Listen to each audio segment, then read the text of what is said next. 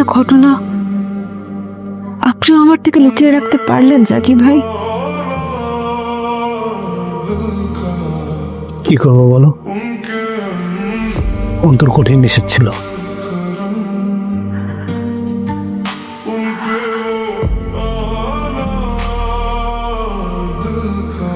অন্তু কোনোভাবেই চায় নাই যে ওর অসুস্থতার কথা শুনে তুমি কষ্ট পাও।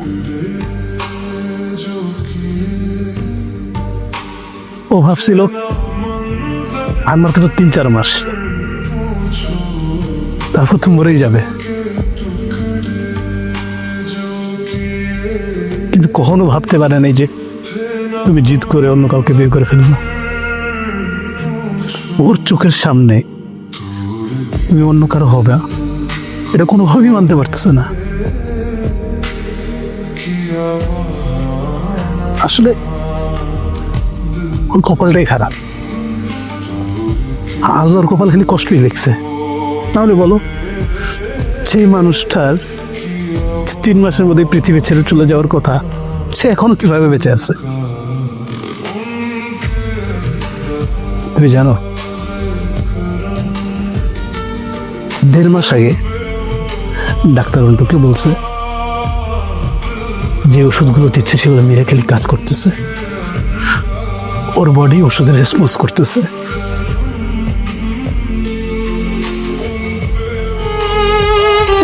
তার মানে কি ও পুরোপুরি সুস্থ হয়ে যাবে? না, তা না।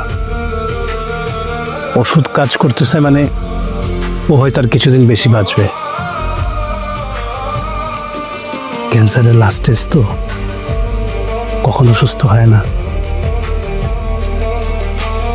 সমস্যা হচ্ছে ও তো নিজেই মনে করতেছে একদিন পুরোপুরি সুস্থ হয়ে যাবে, যার কারণে ও যত বেশি এটা ভাবতেছে তত বেশি তোমাকে হারানোর কষ্ট পাইতেছে। এই জন্যই ও এরকম পাগলামি করতেছে।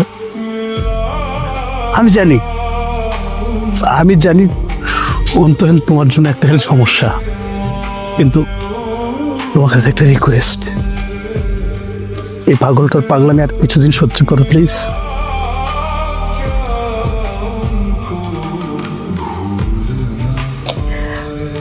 ওকে এখন কোথায় পাওয়া যাবে জাকি ভাই?